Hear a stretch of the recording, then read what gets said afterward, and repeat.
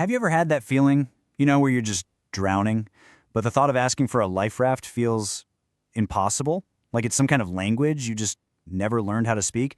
Well, if the idea of saying, I need help, makes you profoundly uncomfortable, then you are definitely in the right place. Today, we're going to explore exactly why that is. So, let's get right to the heart of the silent struggle. For so many of us, being fiercely self-reliant isn't just a point of pride. It's our default setting. But here's the thing. It can also be incredibly isolating. It can leave you feeling like you're the only one who has to carry everything, all the time, completely by yourself. But you're really not alone in feeling this way. I want you to ask yourself this, honestly. Do you wait until you are completely and totally overwhelmed, like at the absolute breaking point, before you even consider reaching out? Do you find yourself just powering through instead because the alternative somehow feels even worse? Look, this isn't just some random personality quirk. It is a learned pattern, and it has really, really deep roots. And this, right here, gets to the absolute core of it. For a lot of us, this whole self-reliance thing isn't about being stubborn. Nope, it's a safety strategy. Somewhere along the line, your brain learned a critical lesson. Depending on other people is risky, but depending on yourself, well, that's reliable. That's safe. That's how you get things done and, more importantly, stay in control. So, where in the world did this intense need for self-reliance even come from? Well, to understand the adult who just can't ask for help, we have to go back and meet the child who simply couldn't. Let's trace this whole pattern back to its origin point, to a concept that psychologists call parentification. So, what is a parentified child? Well, they're essentially a mini-adult. This is the kid who might have become a confidant for a parent, or the mediator in family fights, or maybe they took on huge household chores that were way beyond their years. They learned really early on how to manage adult-sized problems, basically because they had to. And this comparison, wow, it really just highlights the total role reversal. See, on one side, you have a childhood that's centered on receiving care and support, but on the other, you have a childhood that's defined by giving it. A parentified child's focus isn't on playing or schoolwork, being a kid, it's on caretaking and just keeping everything stable.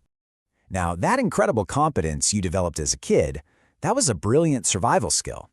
But here's the paradox. That very same skill becomes this heavy burden in adulthood. The autonomy that kept you safe back then can now be the very thing that prevents you from forming the connections you actually need and deserve today. So how does this connection actually build?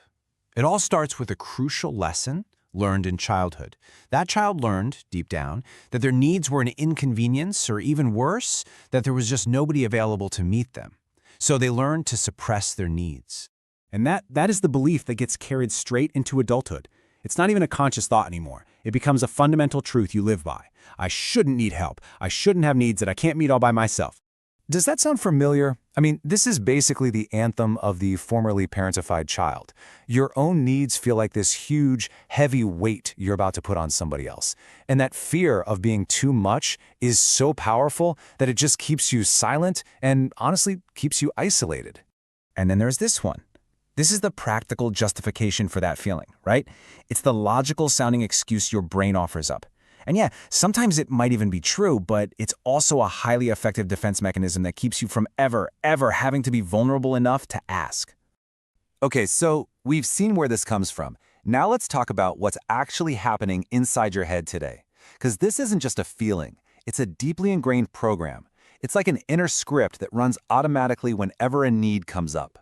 This right here, this is the subconscious equation that's just running 24/7 in the background. Every single time you feel a need, whether it's for advice, or a hand with a project, or just some emotional support, this equation flashes in your mind, and the conclusion is always the same.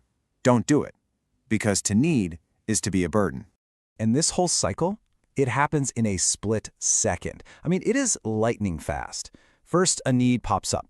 Instantly, that internal alarm, the one that was programmed way back in childhood, starts blaring.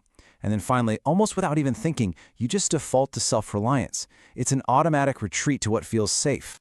But what if we could rewrite that script? The path forward isn't about ditching your competence. Not at all. It's about redefining what it even means to be strong. It's about evolving from total self-reliance to, instead, healthy interdependence. See, the old definition of strength, the one you learned as a kid, it's all about isolation and being impenetrable. But this new view, it's about connection. It's about the courage to be seen and the grace to actually receive. Real strength lies in building a network of support, not in pretending you don't need one. So, I'm just going to leave you with this question. The ability to handle everything all by yourself has gotten you this far, for sure. But what new possibilities, what new doors might open up if you just gently started to practice the art of receiving?